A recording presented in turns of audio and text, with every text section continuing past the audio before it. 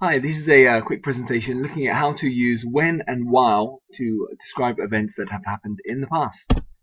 When we use this, we use two tenses, the past simple and the past continuous. So I wonder if you can think, when and why do we use these tenses together? Okay, well, we use the past continuous with the past simple to describe situations in the past when a continuous action, an ongoing action, was interrupted. Okay, so for example, as we can see in the picture here, she was swimming when she saw a dolphin. Another good example would be the teacher was talking when the dog barked.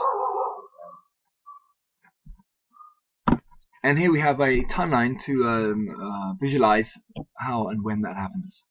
So here we see the past continuous. I was walking down the street. That was the ongoing action in the past. Then we have the interruption action, which we use the past simple tense for, when I saw an elephant. So I was walking down the street when I saw an elephant. When and while. We use when and while with sentences that combine the past continuous and the past simple tense. So again, she was swimming. Julie was swimming when she saw a dolphin. Or we could say Julie saw a dolphin while she was swimming. Two different ways of doing it. We can also start the sentence with while. While Julie was swimming, comma, very important to remember the comma, she saw a dolphin. Here are some important rules to remember when using when and while together. To use them correctly, use when before the interrupting action, okay? And we use while before the continuous action. Okay, they're the important rules to remember.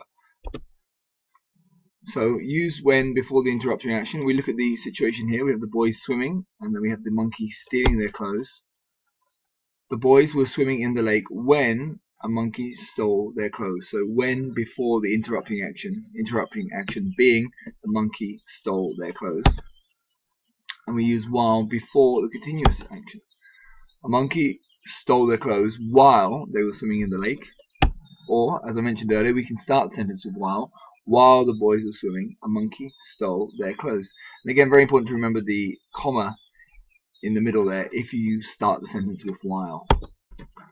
So here we have another situation we can use, while and when. We have a look at the couple there, they're sleeping, and then the tree fell down. So we could say a tree fell on them while they were sleeping, while before the ongoing action, or they were sleeping when a tree fell on them, when they're before the interrupting action. Again, we can look here, we have the thief and the dog catching the thief. The dog bit the thief while he was breaking into the house, or the thief was breaking into the house when the dog bit him. Okay, so we have some questions here. Let's have a look if you can work out what's happening in this situation. Number one. And let's have a look at this. Number two, can you work out what's happening in this situation? So what is the continuous action? What is the interrupting action? And can you create a sentence using while to describe that? And number three, again, we have two things happening here. We have a continuous action and interruption action. Can you use while to describe this situation?